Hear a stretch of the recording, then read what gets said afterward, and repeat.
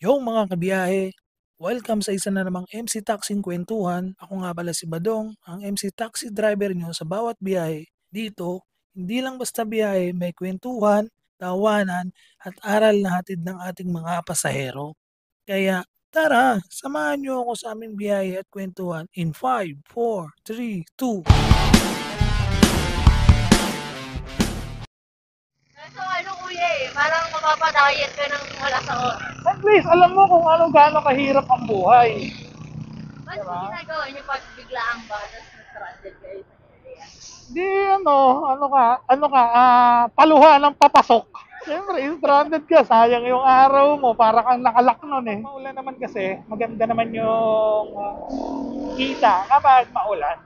Madaming ano. Maraming nagbubook, maraming nagmamadali. So, yun. Pag umalis nga po ako, pag lalabas lang. Wala, hindi sa trabaho. Ah, Hindi na nagdadala ng payong eh. Kasi magpapahatid na ako, sundo Oo. na din ang madalas kayong naka MC taxi. dalawa na lang na kaming walang pamilya doon. Ay, pang pamilya na yan. Hindi ko pinipressure yung nanay ko, pinipressure. Sabi ng pressure ka na. Ay, huwag ka mag-alala, darating naman yan. Manood mo to, Eh, wag mo. ikaw na boyfriend nito kung mapapanood mo to ha.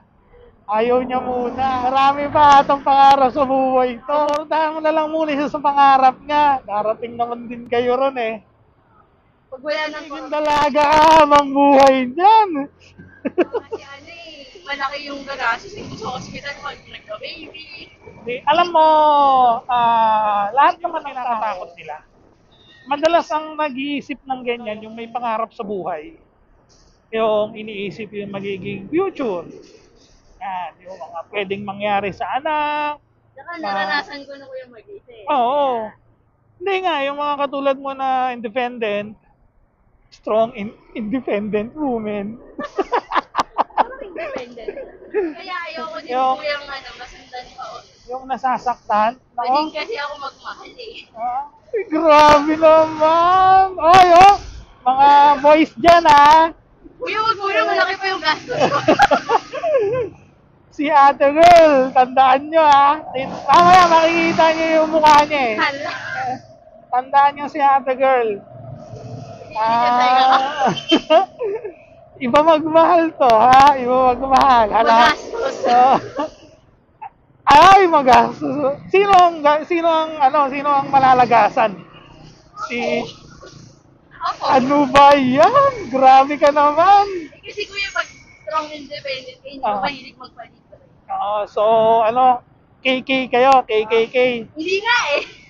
Uy, grabe Parang parang ang sarap mong maging girlfriend Ay, guys Kuya, bakit ka lang? Guys, alam niyo na, target lock niyo na to si ate girl Guys, wag muna. I-target lock nyo na, taga lang siya, around Metro Manila. Around Metro Manila lang to, maliit lang to. Pag na-chambahan nyo to, Kuya, pag ako hinoplet, pag nahanap nyo yung Facebook nito, huwag nyo nang pakawalan. alam, wag yung hanapin. Nag-iisa lang yung pangalan ko sa buong mundo. Wag naman, hindi naman natin i-reveal yun. Ang i-reveal lang natin yung magandang beauty ni ate girl. Walang hindi. Ang sabi niya pa naman kanina,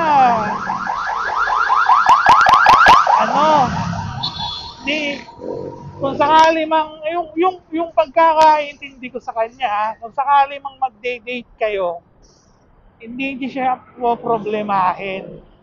Dahil strong independent to, may dala-dala tong baunan ng kanin, ulam, na nakalagay sa lagayan ng ice cream. Grabe ba dyan? Hindi nyo poproblemahin yung palagay ko, ito si ma'am, fishbowl lang sapat na to. Ito yung mga Mas gusto ko ba yun? ito yung mga parang batang 80s to 90s Grabe ako. Pero late siya, ano na to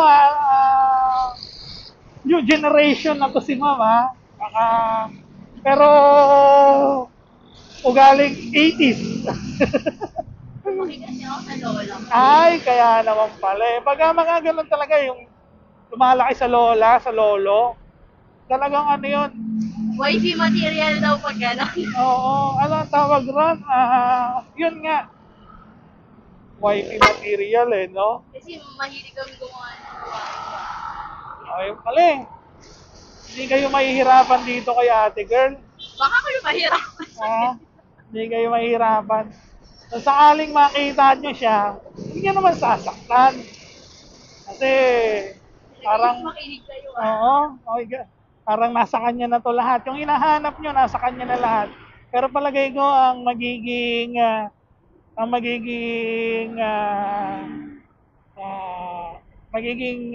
tawag rito yung magiging ano ba Kaya yun? mo yung Compatible, ang magiging compatible na ate girl. Palagay ko yung mga hindi yung mga bagong generation. Kasi ano to eh, advanced siya eh. Matured yung pag-iisip niya. So, kahit kunyari, tumanda ka lang ng 2 years na kanya. Tumanda ka ng 2 years, wala, ang tingin niya pa rin sa'yo, bata. Sigurado ako, yung ganitong tipong babae, mahihirapan kayo, palagay ko. Bago nyo makuha. Pero pag nakakuha nyo naman, paldogs! Grabe! Grabe yung build up. Oo, swerte. Pag nakakuha nyo to si ate girl, talagang paldogs talaga kayo. Pero malagay ko ang makakasundo nito yung mga around 30s, yan. 29, pwede ba 29? 29, 30s, much better 40s. Grabe naman. Pero walang problema sa nanay ko kahit 60 na. Gusto mag-asawa daw ako. Kasi yung yung yung isip niya, attitude, pananalita, mga 37, 40, ganun na siya mag-isip eh. Ganun na siya, hindi na siya katulad nung mga bagong generasyon ngayon. Kita mo nga, gagala pa lang siya. Hello guys, gagala pa lang to Midship kasi ako, nasanay ako ng ganitong oras. 7. Kakagising ko lang po. 7 siya. Umpisa pa lang to, umpisa pa lang. Ito pala ng araw ko. Kaya pag nahanap niyo to si ate girl, talaga, panalo. Pero ay hirapan kayo. Uy, gawin mahirap, hindi naman. Ikaw na lalaki na naghahanap, mahihirapan ka. Hanapin siya sa Facebook. Kasi naka-private yan. Inisip ko tuloy. Oo nga. Kaya mahihirapan kayo hanapin. Yung mga ganitong independent, naka-private to. Swerte mo kapag na-replyan ka nito. Kailangan pagkatingin mo sa guwapo agad Ay, grabe. Ayoko ng gwapo. Pwede ba yun? Yan Meron na kayong isang clue Ayaw niya ng guwapo. Ayoko ng stress. Ayaw niya ng stress. Yung gusto niya yung Kompleto lang yung mukha. maginoo lang. Oo. Tsaka dagdagan mo naman ng konting bastos. Natahimik ako. Gano'n na mami. Wag yung kompleto lang ang mukha tapos maginoo, wag yun, boring yun. Yun, maghihiwalay agad kayo. Lagyan mo ng konting bastos, yun, okay yun. Wag naman yung garapal Ikaw na garapal na bastos. Wag ka mag-message dito at mabibigla to. Dalagang Pilipino to eh. Boblak kita.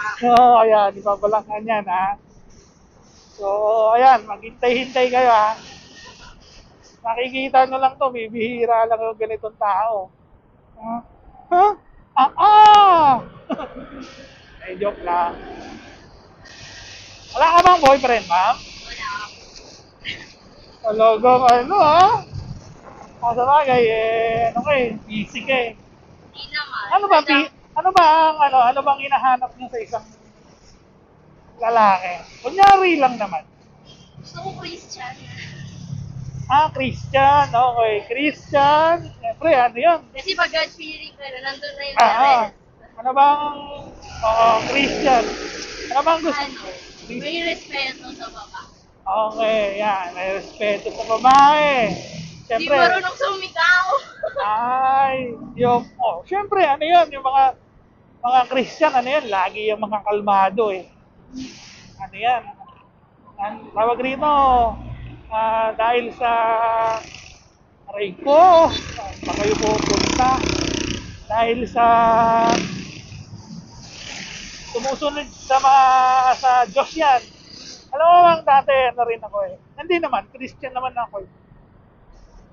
Sayang, makakasama ako sa criteria mo. Parang ako na yung hinahanap mo kasi. Sabi, Okay, ano ba? Ano ba? parang wala na. Basta Wala may na. pangarap, hindi ba Okay. tunggal? Pero hindi naman ako pabigat. Pero ayoko lang na ako yung bumubuhay ng bubuhay. Oo, iba na ang kalalabasan nun sa'yo nun. Ang ano sa'yo nun, ano na. Isipin natin may mga parents tayong nasa Oo. kailangan natin. Yun. Hindi pabigat. Yung marunong din naman dumiskarte sa buhay.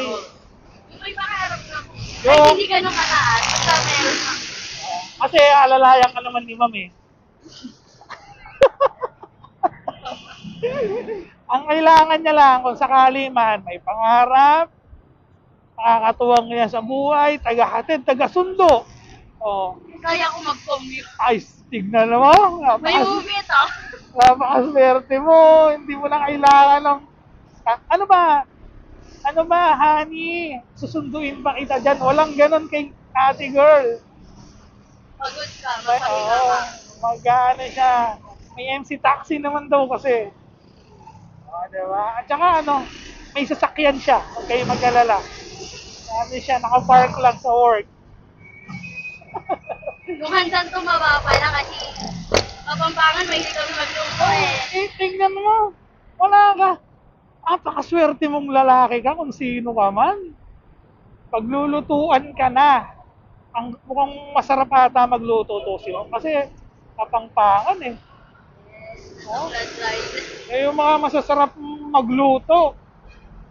Eh nagluluto.